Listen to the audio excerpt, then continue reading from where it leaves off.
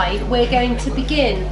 Thank you so much for choosing to spend the next couple of hours with us. For those of you who don't know me, I'm Kirsty McHugh. I'm Chief Executive of the Employment Related Services Association, and we're the membership body for providers of employability services in the widest sense. I know quite a few of you in the room, but quite a lot of new faces as well, which is great from my perspective. We do a lot of work with government commissioners around the country, really to try and help you get the best out of the money which is available, so you can deliver the best possible services. So delighted to be partnering with Rocket Science, obviously with the Government Equalities Office, and indeed with SQW here for today's event. In terms of format, it's all going to be really straightforward. I'm sure you've all been to lots of marketing engagement events in the past. So it's going to be a series of very informative talking heads. You've got the agenda here. You're going to hear to begin with from Oliver Clark from the Returners team of the Government Equalities Office. And he's going to do the big picture view about returners and the government's policy interest in this. He's then going to talk specifically about the Returners Fund, the bit of money we're all so excited about. And then Helen, Rocket Science, leading on the administration of the fund, she's going to talk through the actual process of applications. And then we're also going to hear from Peter from SQW, who's going to talk about monitoring and evaluation requirements. I see my job today really as being twofold. First of all, to make sure that you get the information that you need. I don't want anybody leaving this room thinking, oh, I don't know about this, or I'm uncertain about that, or this bit is confusing. So there is an onus on you to put up your hands and ask the questions. Because I can guarantee you, if you are thinking, I'm not certain about this, there'll be other people in the room with exactly the same query in their mind.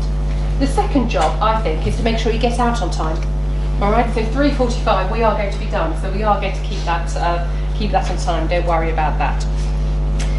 Today's event is being recorded, so the one thing I have to remember as chair, that when we get to the question session, I'm going to repeat the question up front for the tape recording element of it, to make sure it's all picked up on the audio. So don't think I've just got a bit bonkers while I'm doing that. There is a method in my in my madness. Though we are going to make it as iterative as possible, and then everything is going to be uploaded. The audio recording, video as well, the audio element definitely uploaded tomorrow morning by lunchtime, so that's going to be okay. And then we're also taking a note of all the questions, and Rocket Science are adding those to the question log, which will be publicly available. Okay? So if you miss anything now, there will be the opportunity to ask questions afterwards, and also to go back and look at the slides and listen to and watch the recording today. Is that all okay? Right, there's no sort of housekeeping element, but there is tea and coffee if you want it. All fine? Slides will be available tomorrow. Slides will be available tomorrow as well. Everything uploaded there. Okay, is that fine? All right, then without further ado, then I'm going to hand over to Oliver, who's going to do the big picture discussion element of this. Thanks, Kirsty. Just moving myself on. So yeah, like Kirsty has said, I'm Ollie Clark. I'm from the Government Equalities Office. I've led the development of the fund from its inception to where we are now, so hopefully I'll be able to answer all of your questions, because I've been there at every stage. As Kirsty said, I'm going to give you a bit of background to the policy, where we're coming from, a bit more information on the Government Equalities Office, and a bit more information on the team and what we're doing across the different portfolio.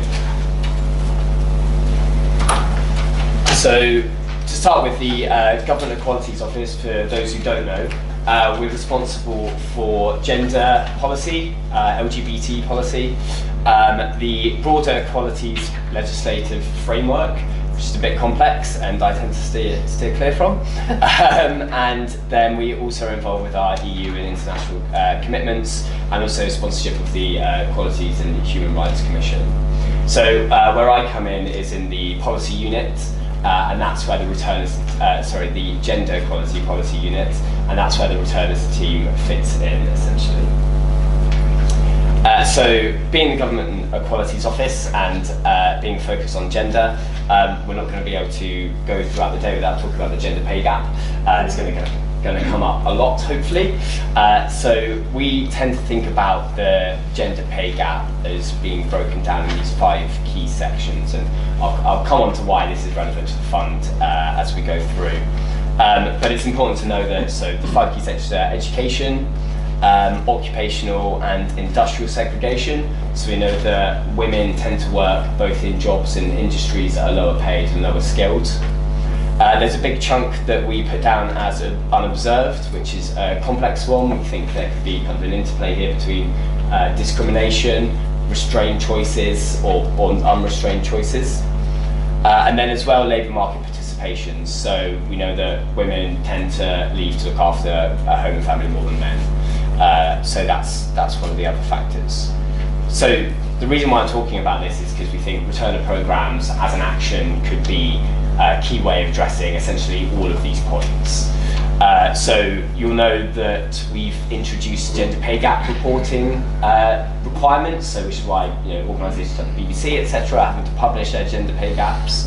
And so as part of that from the Government Equalities Office, we're also trying to develop some of the actions that employers can take to help close their gender pay gaps, and so returner programmes we think could be one of them.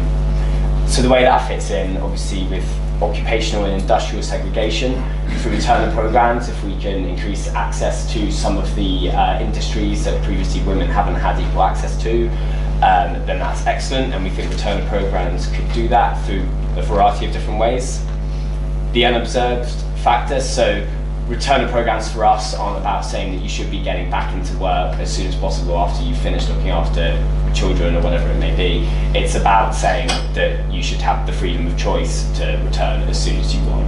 So, we're not trying to encourage people to get back, we just want the freedom of choice to be there, and we want to make sure it's unrestrained. So that's where we fit in terms of unobserved.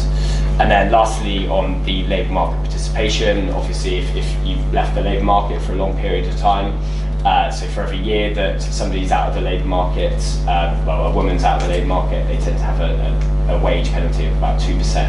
That's what the Institute for Fiscal Studies shows. And so returner programmes are kind of focused on making sure that, people are able to get back into the labour market at the time that they want to, and then are able to progress both in terms of their skill progression and wages. So that's the gender pay gap, and hopefully that links up nicely with returner programmes. So moving on to the team itself, we came about less than a year ago now because of so firstly there was a spring budget commitment which was £5 million put towards promoting returnships in the public and private sector. And then subsequently there was a Conservative Party manifesto commitment, which was to support companies to take on parents and carers returning to work. So this is where the team was established from, and this is what all of our work has essentially stemmed from. So when I talk about returners, we use the definition that's in the labour force survey to kind of get to our main cohort of returners. So we know essentially there's about 2.1 million people who are currently out of paid work due to caring for home and family. And then we know of this, 9 in 10 nearly are women, essentially. So obviously not everybody in this cohort is looking to return straight away, but there certainly is kind of restraints there for people trying to get back into work. And returner programmes are hoping to kind of help facilitate that. So I should say as well that although I've been talking a lot about women, none of our programmes are exclusively for women. So in the public sector, we've launched programmes for social workers, allied health professionals, teachers, and those who are wishing to return to the civil service. And those are all open for anybody who's had a break from employment for any reason, in fact. So we tend to find that that's still majority women, but there aren't any restraints. There is open for everybody. So from the policy perspective of the team, we think we can solve this issue essentially in 3 ways. So at the moment, people don't know that the returner cohort is necessarily a thing. They don't know that there are 2 million people out there who may want to be getting back into work, but they can't because they're restricted by their caring responsibility. So we think employers may be aware of this fact, but they don't necessarily have the tools to tap into this.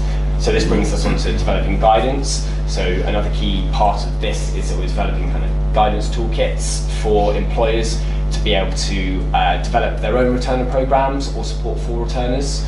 And I would definitely encourage, I'll come back and say this at the end, but I'd definitely encourage you all to read the guidance that we've published, which is available on the website. There'll be a link at the end for this. And then lastly, we are just creating opportunities directly. So as I said, we've launched our public sector programs. The manifesto commitment, which I just showed a minute ago, related to the public and private sectors. So the fund is where we come in for the private sector, which is why we're about increasing opportunities within the public sector with this fund. So I should say as well, why support returners? For us, we think returners is just win-win. It's a really simple win for government. It's a really simple win for people themselves and for employers. So for returners, we know that these people are potentially restrained from getting back into roles that they want to get into, or they have to downgrade to a lower paid role, or they might have to switch to a career that's more flexible. So if we can fix that gap, then obviously that's a huge benefit for the returners. For the employers, it's a massive benefit because we're just expanding the pool of talent available to them to hire from. And then there's also just broader benefits to the economy, as we like to say. So obviously if we're expanding the talent pool, if we're making sure that people are getting back into jobs at the right level and then are progressing at the rate at which is appropriate for their skills and experience, then that's obviously a huge thing and goes some ways to supporting the sort of productivity agenda that is currently fairly popular. So I'll pause there at the kind of cusp of moving on to the fund itself.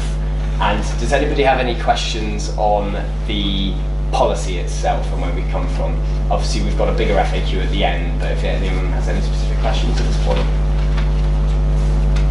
No, they seem fine. Great, fine. So yeah, why the fund? So again, we want to directly create these opportunities ourselves. That's what we've got funding for.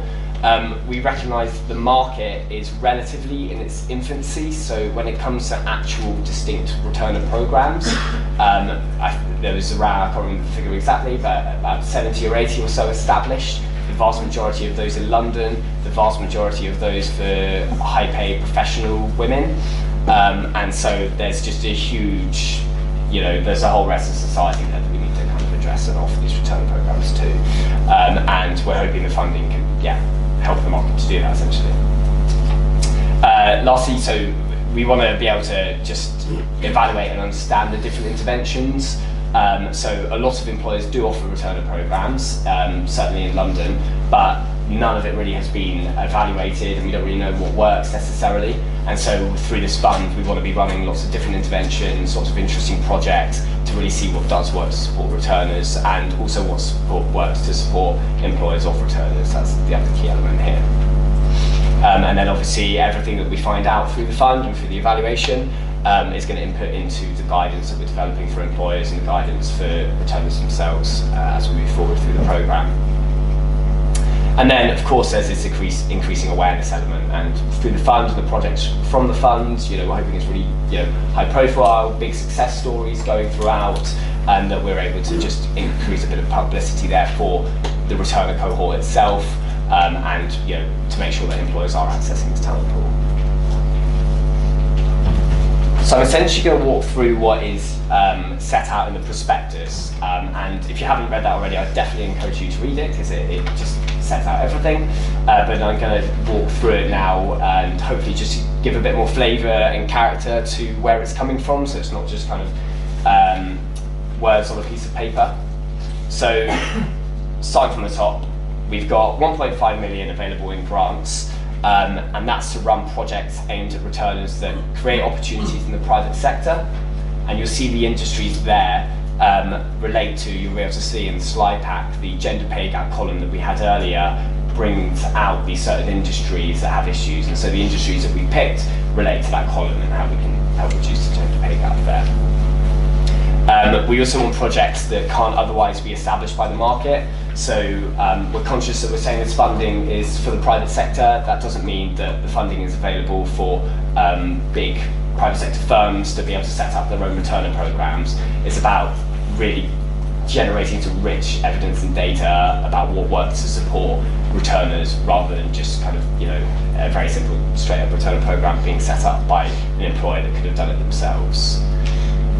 So we're trying to address some specific barriers for returners. The public sector programs are fairly large cohort, fairly sort of set professions. We want projects from this to be perhaps more niche, more difficult policy problems. So it could be an intersection between returners and who are also BME, or returners who are in SMEs, or returners, spread across the rural regions where you don't necessarily have a sort of core administrative hub to support these people. So that's where kind of the talk about SMEs, etc., comes from, is trying to generate that richness of evidence. And lastly, we're just trying to increase our understanding of how best to support returners and to support employers, of course, as well. I should touch on as well the self-sustainability and the initial funding period. I imagine there'll be quite a lot of questions as to what this actually means. So the purpose of the programme is to provide a bit of impetus into the market to start setting up these support programs, projects. We want this to be sort of a bit of a proof of concept that we can go out to employers and say, look, these projects work, we can get people in, they're cost effective, you can set it up, you can do it yourself, you might need support from a particular organisation, whatever it may be, but we don't want projects that will rely on government funding throughout, so this is an initial kind of setup period, impetus funding if you like. So just sort of burrow down onto those specifics. So like I said, outside of London, that's because the majority of returner programs so far have been offered in London, so that's a very simple reason there.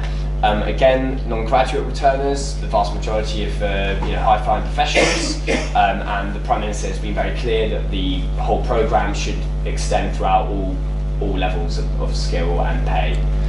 So that's where we're coming from. People with the following protected characteristics. So we all know that there are employment difficulties for people from these protected characteristics, and so the fund is there to help address that as well. But obviously there are intersecting difficulties that people from these protected characteristics face. And then returners who have been out of paid employment for 10 years or more. So it's obvious to say that if you've been out for 10 years or more, things have moved on a lot more than if you've been out for 2 or 3 years. So where it could be easy to set up a programme for people who've been out for maybe 2 years, because maybe that's just about making sure that they're connected to the right employers that can offer flexible working. It's much more difficult for those who may have been out for 10, 15, 20, 25 years, because obviously they're coming back to an employment arena that is entirely changed, and so there could be a lot more support that's needed there through organisations such as yourselves. And then lastly, creating employment opportunities in SMEs. So this is an HR practice that is established in lots of kind of big banks and accountancy firms, where they have a big core administrative framework to be able to run this sort of thing, and that they have the administration there to be able to do it. In SMEs, obviously, you might not necessarily have that sort of HR support available, and so we want to think about maybe there's gathering a whole load of SMEs in a particular area to offer a single cohort returner program.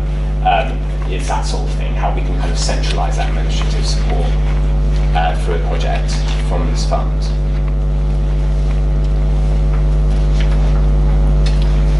So who do we anticipate grant recipients to be? Firstly, you need to be able to show that you can support returners and employers of returners in the right way. You need to understand the policy area. So, for example, the importance of flexible working is a big thing. And again, this is where I'm going to give a plug to our best practice guidance. I would strongly encourage you all to go read that. When I say that demonstrate experience, it's not absolutely necessary. If you don't have a demonstrated experience of supporting this group and these different practices, that's fine, but you have to be able to demonstrate that you are able to do this for returners and that you have a strong understanding of what is required.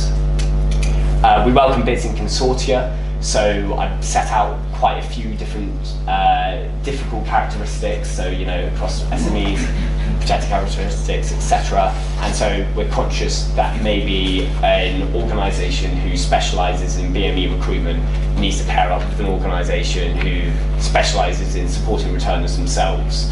And so we welcome consortium bids in that sense. But yeah, that's not a requirement, but they are allowed. And then lastly, an element of match funding is fine. We want to keep be the majority investor in whatever projects are coming out of this fund, because we are keen to generate the understanding and evidence from the evaluation that we need as a government to be able to support the rest of the economy and market. So match funding is fine, but the government will be the majority investment in the projects. And so what would success look like for me? So just increasing opportunities, first of all. We want to be able to point ideally at a number of returners that we have got back into paid employment opportunities, of course. But then when it comes to the legacy of the programme, increasing our understanding of the barriers that returners face, the barriers that employers face from supporting this group, the potential benefits, maybe how to communicate the benefits, how to get around the barriers. This is the sort of understanding that we want to generate and have as a legacy to the programme to pass on to future policymakers or employers. And then lastly as well, it needs to be split across England in a regional geographic distribution, so not all the funding will go to the southeast. So yeah, it's one of those success factors for us. And then lastly, our other requirements. So this is the expand and continue without further government funding point again. So as an organisation, if you receive a grant from this, we want you to be able to say that you are going to take this further with other employers and maybe seek their investment into the project that you've established with our startup funding. And likewise, we want the employers who have been involved to say, we have continued our returner programme, we've expanded it to different offices, whatever it may be. So that's the ideal for us here. Any employer who's signed up to the programme, who's receiving either direct or indirect support through grantees, needs to sign up to the best practice framework. So this will essentially be a checklist exercise where they have to go through and say that they have completed all the different steps of setting up their returner programme, and it will be monitored by us. That's still being kind of finalised, so there'll be further details on what exactly that looks like to come. And then lastly, the funding can't be used to pay salaries, so the grant shouldn't just go directly to returners' salaries themselves. It should go to the startup cost of the project and for the sort of surrounding support for returners. And again, there's that point. I strongly encourage you all to read the best practice guidance. It's a really useful document. Have a read, spread it in your networks, please, and hopefully it will help you with your bids as well. And that's all. Thank you very much indeed, Ollie. Are there any sort of points of simple clarification? Yes, hand there. Just say who you are, please. Anam Chaudhry from the you mentioned funding cannot be used for paid salaries. Yeah. Salaries of staff, public staff, or? No, so... I have to repeat it. Sorry. So the question there was salaries. Can that be paid for? Can that be spent on for paying staff, or were you referring to payment of salaries of the returners? Yeah, so that's salaries of the returners themselves. So obviously the grant will go towards your organisations, and you may be hiring in a project manager. Yeah, that's fine. It's the actual salaries of the returners themselves who are going into employment. So essentially this is, if a private sector company, if you facilitated a returner to seek employment in a private sector company, then we won't be paying their salary, the employer should pay their salary. Yeah. Lady at the back. How many projects can you put in? How many projects can you put in? Can you just say who you are? Oh, sorry, Stephanie Dillon from the Lovely. So we are happy for you to submit as many projects as you like, essentially, but we would strongly encourage you to focus on what you think is going to work, and have kind of a clear set out. So we will notice if anybody's kind of submitted multiple projects to test out what we are looking for. So we will notice that. So if you do submit multiple projects, then they should be distinct enough, and there should be good enough reason as to why you submitted them as separate projects. Any others? It's like really within the one submission, can you identify 4 or 5 different projects, or do you want it all brought into one plan? Yeah. So within one submission, can you identify 4 or 5, say, sort of different projects, or do they have to be different? Helen, I'm going to turn to you. The way the portal works. Yeah, so it would be through one application form that you would be able to do, but were you thinking to have completely separate projects within the one umbrella? Well, our business has different revenue streams that all come under returner programs. Right. So training is totally different to run the return program. But each has potential to grow. Client business. I think because training could be a separate budget line, which is a part of the returners program, you could approach it like that. In my view, it could be, as long as it's a returner program that you're looking to run, there's different costs involved with that. If other projects contribute to that, I would see that absolutely fine being in the same application form. Any other clarification questions? Gentleman at the front. Peter Grant from Hampshire. A quick question about the match funding. Yeah. You touched on the fact it's not essential. We used to work in a lot of programs where it's 50% or 30%. Are you really saying that it's not a deal breaker if you haven't got match funding for this project application? Match funding, is it a deal breaker or not? No, and to be honest, we anticipate the majority of applications not to have match funding. So it's not an issue at all. You can bring match funding on if you like, but genuinely there's no, you won't be pulled out if you don't. Okay, thank you. Gentleman at the back. Yeah, I'm Jack from Cheshire's Council. Would it be feasible to have a project that focused on a particular cohort of returning carers? For example, people who have been caring for an elderly relative or a disabled child. The reason I ask is that would be of particular interest to local authorities, their social work teams, and respite care, or particular focus and interest in that direction. Would it be possible to have a project which focused on a particular cohort of returners, and the example given was, say, social workers? Well, sorry, no. Well, just to clarify, from a local authority point of view, people who are caring for elderly people, family members of their own or disabled children, are of particular interest to local authorities through their social work team. To clarify, so concentrating on a particular cohort of returners, for say for instance those who have been concentrating on older people or children. Yeah, so providing that cohort fits in with what is set out in the prospectus, that's absolutely fine, and yeah, we recognise that is a difficult process. So it wouldn't detract from the bit to focus on those particular cohorts? No, I wouldn't say so, no. As long as it fits within the sort of requirements that's set out in the prospectus, yeah. And I'd just like to add, as long as you know the community and how to actually target and get those people engaged with the project, that would actually be a positive, I would say. Okay, and just, we are talking England only. I know there was a little bit of sort of conversation about that beforehand, so don't focus on Scotland or Wales. And another point which was raised with me is returners into paid employment and not self-employment. Yes, that's the case. Yes, yeah. Fine. All right, so handing over then to you, Helen. Yes. Sure. I'm just assistant there. Yeah, no problem. I just wanted to firstly pop up the key elements of the fund, many of which Ollie has just gone through, but in numbers, again, we're looking at the 1.5 million as a budget. Something that you may not have picked up on in the prospectus is we're only looking for a handful of projects within this fund. And from the numbers that we are receiving, it's a very competitive fund as well. So we're only looking for up to 18 projects, and that's over the course of both rounds that are being planned. bids cannot exceed £300,000, so the Government Qualities Office is expecting most of the successful projects to be within £50,000 to £100,000 in cost.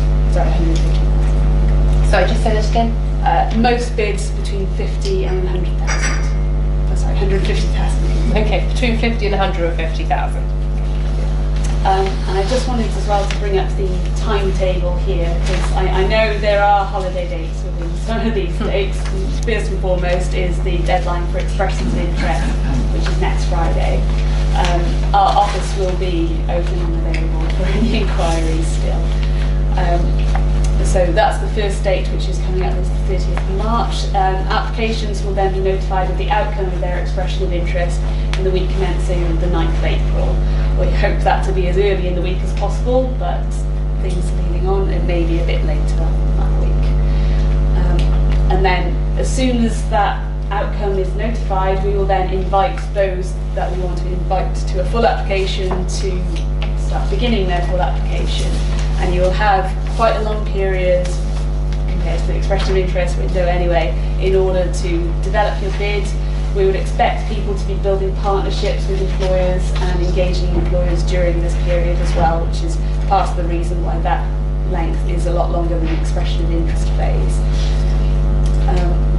So the applicants to the full application stage will be notified of their outcome on the week commencing 25th of June. And the delivery period begins from the 1st of August. So I expect the gap between those two dates there, the June to August, will be taken up with the grant agreement, the legal involvement with that, but also negotiation of any conditions, and furthermore it will be lining up from your end. You'll be able to start lining up and setting up the project involved with that before going to returners and trying to market to returners there. Do we have to plan for delivery to start on the 1st of August? Not delivery with the returner programs, but you should be planning your own delivery as an organisation. So we will go through some of the questions around round 1, round 2 later on, but just to run through the round 2 dates, the deadline for submissions of the expression of interest is 16th of August. And the expression of interest phase is staying open from now until then, apart from maybe a brief closure on the day after the deadline date, just in order to clear the process from our database and restart it again. The applicants should be notified of the outcome of the expression of interest for that round in early September. And again, it will be open for applications that same week. The deadline for returning full applications in October, and applicants notified of outcome. We're hoping to get ministerial sign-off before the Christmas break. Project delivery we anticipate will be January time, but that may slip just because of Christmas involved with that. Okay, and I just wanted to briefly run through the application portal, which I imagine, because you're at this event, most of you are registered with already, but just in case any of you aren't, if I firstly go to the home page. So this is what you're faced with when you follow the link which is included in the prospectus. So this is the landing page. It may look slightly different to this because this is one which is already signed up, already registered. But I just wanted to draw your attention to this box, which is where you log in and register if you haven't registered already. Our contact details here, so email address is returnersfund@rocketsciencelab.co.uk, and all the contact information is on here. And we've got a direct number as well for the team within Rocket Science who are dealing with the Returners Fund. The link to the prospectus is also listed on the bottom right hand corner there. Okay, if you can move on to the next slide there. So by clicking the login button, it would then bring you through to this screen once you have logged in. It'll list your application, and if you're invited to the full application stage, the full application form will be added on the bottom here. So at the moment, this one, because it's a test application, is classed as under assessment, so you get notified of the status of your application on this page as well. Through this page, you could also amend your account details, so change your passwords, change login details, and your contact details as well. It's important if you leave the organisation as the project lead, you provide the login and let us know of a change in details. If you're not able to do it yourself through the application form, just give us a ring again. Our telephone number you can always get by clicking the help button up in the right hand corner there.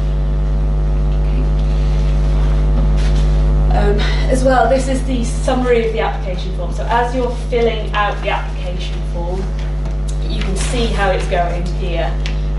There will be on this landing page available the prospectus at all times, so you can go back to the criteria whenever you want through that area there. Also the guidance and FAQs. I do have a few hard copies of the most recent one, but this will be updated on the portal in order to capture your questions both today and the ones that we've been receiving online through the emails and through the phone calls that we've been receiving as well. On this application form, the stars are indicated as mandatory, so you wouldn't be able to submit without those starred questions being completed. As well, you can also, just on this link here, download as a PDF as well if you want to see the application as a whole at any one time.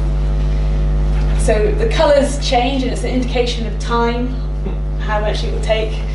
I imagine most of this timing was accounted for as if you would be filling out applications regularly, so hopefully there's quite a few lift and shift elements there. I'm amused you think someone could write 450 words in 15 minutes.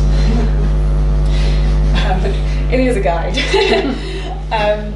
So it'll change as you complete the sections, they will change to green, so it'll show as complete, and you can edit each page by just clicking the edit button there.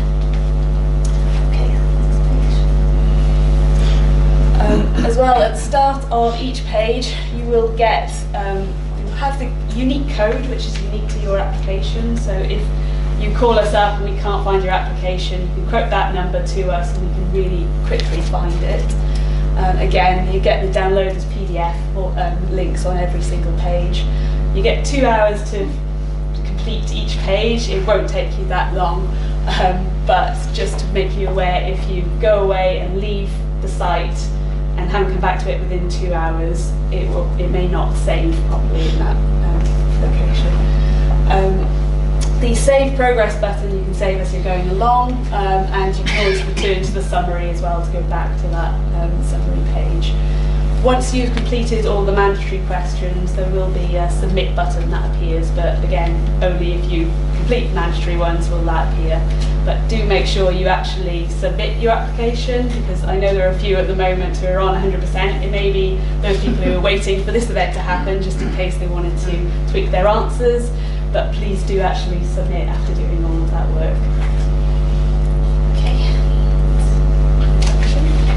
I just wanted to bring up some of the frequently asked questions we've received so far, some of which we've actually already received in the room today, so sorry about repeating. We may cover a bit more depth with them anyway. So the answer about multiple applications is definitely yes, but with the number of projects that the Government Equalities Office is looking to support, I would say it's quite unlikely that, unless they were very distinct projects, that 2 organisations would be awarded funding here.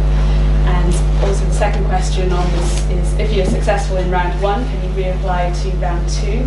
The answer is yes, absolutely. We'll be providing a generic feedback of common mistakes that people have encountered, and hoping that will inform your bid for a round 2 application.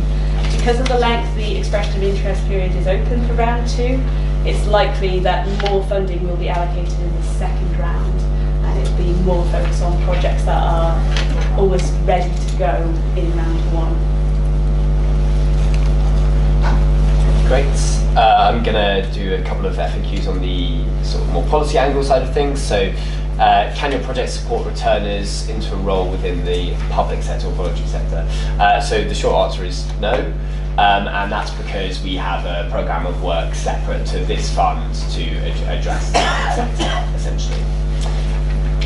And then the second question here, so can my project support returns into self-employment? We've already had it raised, but again, unfortunately the answer here is no. So it should be into paid employment with employers themselves, and that's because there's a second angle to the projects that we want to get out of the fund. It's that it's also supporting employers to support returners themselves. So did you say that they can't be placed into voluntary sector organisations? That's correct, yeah. Just to say they cannot be put into voluntary sector organisations. Hi, is there any limit to the type of job that they go into? So 0-hour contracts, part-time contracts, full-time contracts, minimum hours? Are there any limitations to that? So we want people to go back into paid employment opportunities. Most returner programs don't straight up offer permanent employment opportunities, so they might function as a sort of 6-month contract. Obviously, projects that don't have employment opportunities that are supportive of the returner won't be looked on necessarily favourably. So there would potentially be issues with maybe 0-hour contracts and returners, but maybe not. So there are no restrictions essentially, but we just need to be reassured that the returners are being put into employment, going to employment opportunities that are facilitative and are the right level for them. So that's something to say as well about returners. Is the whole idea is that we want people to get back into employment opportunities at the right skill level and at the right payment level. So it's not about supporting employers to pick off really qualified people just because they have had some time out of the labour market. We want people to be getting back into the right opportunities for them. Ollie, do you want to push on through the slides and then we'll come back to Sorry, questions? just a strong question about the first point there. There are many returners who take the opportunity when they return into work of also taking a career change as well for positive reasons. And on that basis, certainly from the program point of view, there are lots of jobs where there is demand, care assistants, social workers, nurses in the health sector. What's the rationale behind this particular policy line that it can't be in the public sector? Because I thought that would have been a beneficial thing if it was well targeted. So a question about why the public sector is excluded from this. Yeah. So it's really just a matter of where the funding is going in this section. So we have invested in the public sector already, so we have programs for social workers and allied health professionals, and we're expanding those with local authorities too.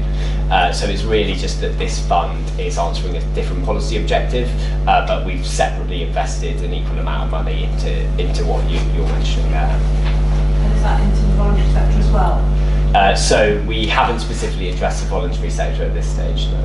So that's maybe something we could pick up from a policy perspective. Let's push through with the presentation, because some of your questions might already be in here. I know we've covered most of these ones already, but it's about match funding, and as mentioned already, match funding, it's not a requirement of the fund. It's welcomed if you do have match funding in place, but it doesn't have to be cash match funding that you're reporting on within the application. It can be in-kind match funding that you are reporting on. Will it improve your chances if you have match funding? Will it improve your chances if you have match funding? The Government Equalities Office is looking for value for money as one of the elements that they are looking at. The scoring is fully outlined in the prospectus document. So value for money is one of the things. So if match funding brings you more value for money, I think it would be beneficial to your bid, but it's not a requirement, and it won't be a definitely can't receive funding if you don't have it in place.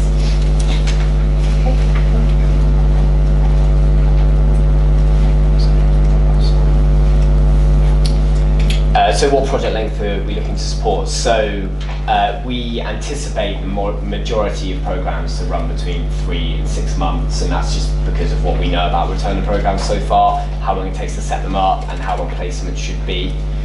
So you would have seen that grants are available for projects that run for up to a year.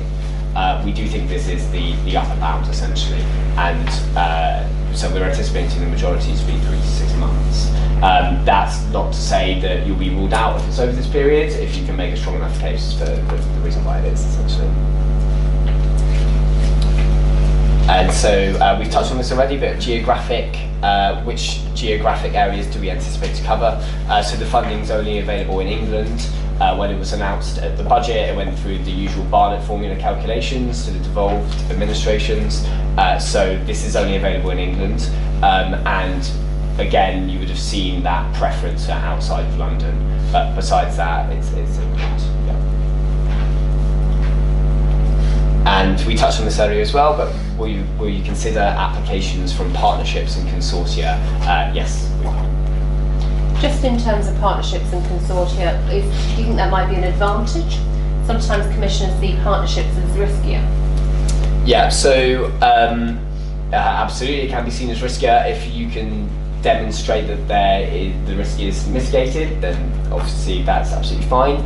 I don't think you have to be in consortia by any means, you just have to demonstrate the requirements, and maybe the consortia brings you up to be able to support returners in SMEs. So yeah, it's not a requirement in either direction. Yeah. Okay. And the final question I've highlighted is quite a common one I've been receiving, is you're asking about the having at least 3 months operating costs held in reserve, and is this for the applicant organisation or as a whole only for that project? The reason why the Government Quality Office is asking this is that they want financially secure organisations to be the ones applying, where it's going to rule out a lot of smaller organisations as a result of this, but because the payment is in arrears, the GEO really need to be secure that the organisation will be around at the end, and particularly because there's the sustainability element which is stronger in this programme than a lot of other